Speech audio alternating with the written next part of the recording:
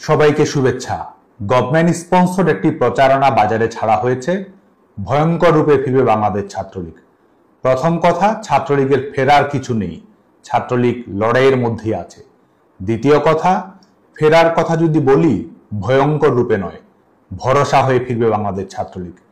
পেছনের দিকে যদি তাকাই, কোটা সংস্কারের দাবিতে বাংলাদেশ ছাত্রলীগ নিজস্ব কৌশলে এগিয়েছে। সরকারের কাছে আহ্বান এবং রাজপথে সক্রিয় ভূমিকা পালন করার চেষ্টা করেছে। শুধুমাত্র মিছিল, মিটিং কিংবা সমাবেশ নয়, বাংলাদেশ ছাত্রলীগ বরং কয়েক ধাপ এগিয়ে কোটা সংস্কারের দাবিতে পলিসি অ্যাডভোকেসি করেছে। শিক্ষার্থীদের মতামত সংগ্রহ করার জন্য ডোর টু ডোর ক্যাম্পেইন পরিচালনা করেছে। 11 জুলাই হাইকোর্টের রায়ের মাধ্যমে শিক্ষার্থীদের প্রাথমিক বিজয় সুনিশ্চিত হয় এবং 2018 সালে সরকার ঘোষিত প্রজ্ঞাপন পুনরায় প্রতিষ্ঠিত হয়। বাস্তবতা হলো 11 জুলাই থেকেই বাংলাদেশে কোনো কোটা কার্যকর ছিল না। কুচক্রীরা যদি তাদের প্রতারণা এবং হত্যা সন্ত্রাসে সফল না হতো, তাহলে হয়তো একটি অনাকাঙ্ক্ষিত ঘটনা না ঘটেই বাংলাদেশে এই আন্দোলনের একটি ইতিবাচক পরিণতি সম্ভব হতে পারে। আমাদের সমস্যার সমাধানের স্পিডের তুলনায় তাদের ষড়যন্ত্রের গতিবেগ ছিল অনেক বেশি, যার কারণে ছাত্রলীগ সাধারণ শিক্ষার্থীদের দাবি, সংগঠন, সরকার, বিচার বিভাগ এবং শিক্ষা প্রতিষ্ঠানের স্থিতিশীলতার মধ্যে ভারসাম্য বজায় রেখে চূড়ান্ত সমাধান বের করে আনার যে কৌশল গ্রহণ করেছিল। 15 জুলাই উস্কানিমূলক হামলার সূচনা করে পরিস্থিতি তৈরি করে তার দায়ভার ছাত্রলীগের উপর চাপিয়ে দিয়ে নিজস্ব এজেন্ডা বাস্তবায়নে এগিয়ে গিয়েছিল ষড়যন্ত্রকারীরা। শিক্ষা প্রতিষ্ঠান বন্ধ করার সরকারি সিদ্ধান্তের সঙ্গে সামঞ্জস্যপূর্ণ নীতি এবং সহিংসতা এড়ানোর জন্য তাদের মুখোমুখি না হওয়ার কৌশলকে ব্যাপকভাবে প্রচারণা চালানো হলো শিক্ষার্থীদের আন্দোলনে ছাত্রলীগ ক্যাম্পাস ছাড়া। মধ্যযুগীয় কায়দায় বাংলাদেশ ছাত্রলীগের নারী কর্মীদের উপর বর্বরোচিত নির্যাতন চালানো হলো, অথচ প্রচারণা চালানো হলো আক্রমণকারী হিসেবে আক্রান্ত ছাত্রলীগকেই। আজকে অনেকেই অনেক কিছু বলছে, অনেক কিছু করছে। শুধু এটুকু মনে করিয়ে দিতে চাই, যারা আজকে ছাত্রলীগ নিষিদ্ধ বলে বলে মুখে ফেনা তুলছে, তারাই এক সময় ছাত্রলীগের নেতাকর্মীদের সাথে সেলফি তোলার জন্য লাইনে দাঁড়িয়ে থাকতো।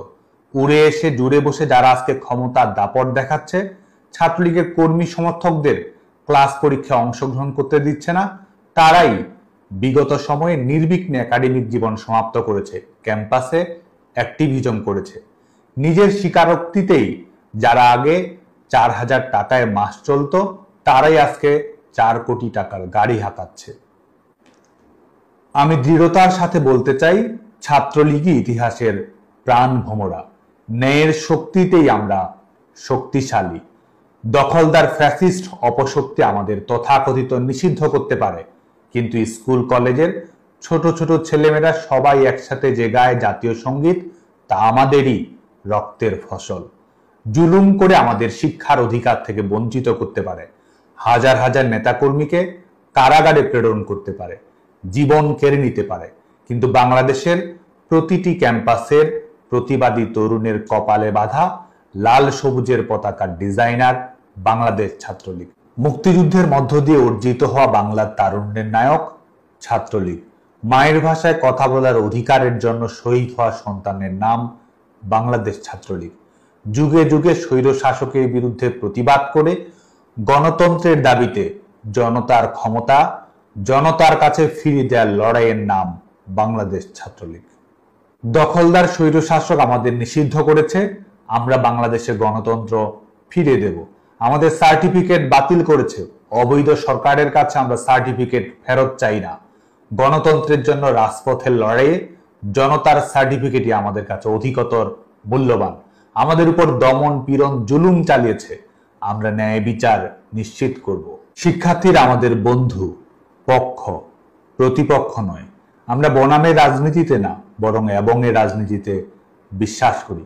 ভবিষ্যতেও সকল সাধারণ শিক্ষার্থীর মানসম্মত একাডেমিক জীবন, দক্ষ মানব সম্পদে পরিণত হওয়া এবং সবার উন্নত ক্যারিয়ার নিশ্চিত করার জন্য বাংলাদেশ ছাত্রলীগ কাজ করে যাবে। আমি নিশ্চিত করে বলতে চাই, ভয়ঙ্কর রূপে নয়, ভরসা হয়েই ফিরবে বাংলাদেশ ছাত্রলীগ। ভয়ের রাজনীতি নয়, জয়ের রাজনীতি আমাদের ভবিষ্যৎ।